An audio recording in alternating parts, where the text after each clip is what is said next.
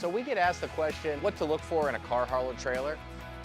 And there's a lot of different things you can look for with trailers, but I'm gonna go through some of the fundamentals and what to look for when you buy your first car hauler trailer. You can either have an enclosed trailer like this one, or you can also have an open one, which we'll go through in a minute. Just depends on your car. If you get an enclosed trailer like this one, it can also act as a garage and storage. If you get an open trailer, it can't. So this is an open car hauler. This is one of our most popular models that we sell. And this is a really good car hauler if you have an exotic car, or you have an old muscle car, you have something that you want to care for. So this trailer has a ramps in the front, and they move from the front to the back. They provide a nice wind guard for you as you're driving down the road to make sure your muscle car or performance car doesn't get dented. So on this trailer too, you'll notice it's got D-rings already mounted in floor recessed, so you can tie down your vehicle without having to add anything to it. This trailer is 18 foot. It's designed to fit pretty much your Corvettes, your Porsches. It'll fit almost any car will fit on this 18-foot trailer. It's our most standard size. But I want to go over a couple of different options, because when you're looking at open car hauler, a lot of people think they're all the same, and they get caught up with trying to find the cheapest car hauler. But until you know what you want to have or need to have, it's not a good idea to look for that. So the first thing I would draw your attention to right away is fenders. This is a removable fender. So if you're older and you don't want to dent your car, you want to make sure you're 100% safe, it is awesome to have one of these.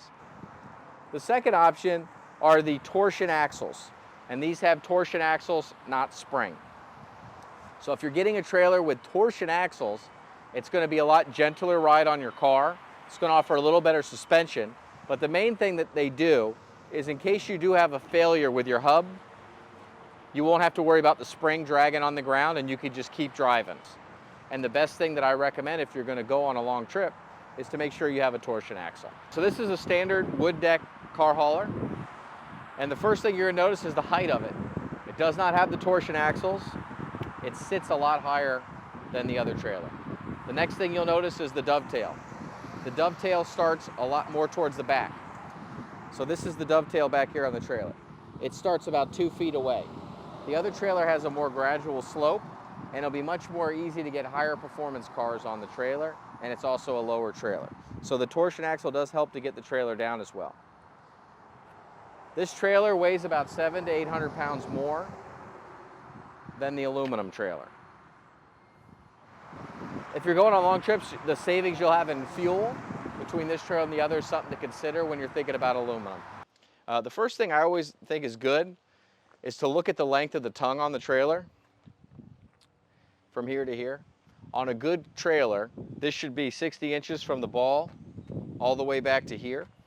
And what that's going to allow you to do is have plenty of room when you're maneuvering it, especially if you're in a tight space, so you don't have to worry about denting the side of the trailer, hitting your truck. So it's recommended to have that.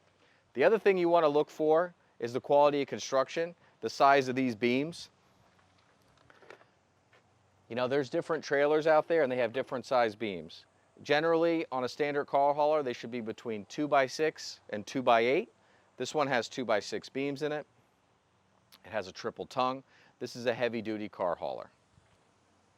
Okay. The next thing I recommend looking for is the type of siding that's on the trailer.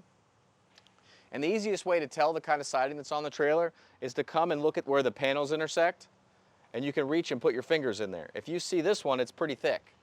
It's not just one little sheet of metal, it's a thick piece of siding. And you want to make sure it's not thin, because if you get thin siding, it may look wavy in the heat, and it may not look as good.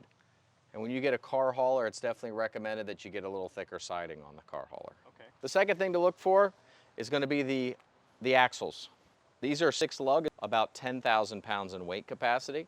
So when you think about putting a car and all your stuff in it, you really want to have at least 6 lug axles. If you see a trailer that has 5 lug axles, very likely you're going to be overloading that trailer, and it might not be safe for the road, because the weight of your car could easily be 5,000 to 6,000 pounds plus all the equipment and everything you got in the trailer. So when you're buying a car hauler, you want to make sure that you're getting a heavy duty ramp, and one of the easiest ways to tell is see how many hinges there are on the ramp. This one has 5 hinges. That's indicative of a very heavy duty ramp, something you'll never have to worry about. The next thing to look for, because you're going to be investing a decent amount of money in a car hauler trailer, is the roof. I'm going to show you this roof first. This is a budget roof, and you can see how it's multiple pieces of galvanized aluminum, it's called. It's a mix between steel and aluminum. It's called Galvalume. And it's all just basically glued together with caulk. And it is a very budget-friendly roof, but if you're going to be investing a lot of money in a car hauler, I don't recommend it because you might as well spend a little bit more and get a premium roof. So we talked a lot about the outside of the trailer. Now let's go inside the trailer. You got a couple different options here with the lock. Some people like a bar lock on the door. Some people like an RV-style lock. If you're going to be spending a lot of time in the trailer, it's recommended to have this kind of lock versus a bar lock. Even though it's a little less secure, you don't have to worry about somebody locking you into your trailer. So you start having a bar lock, some people get concerned that somebody could put a lock on the outside of it and lock you in your trailer. So a lot of people are nervous about that, so they use just this RV-style lock. Okay? So now we'll go look inside the trailer.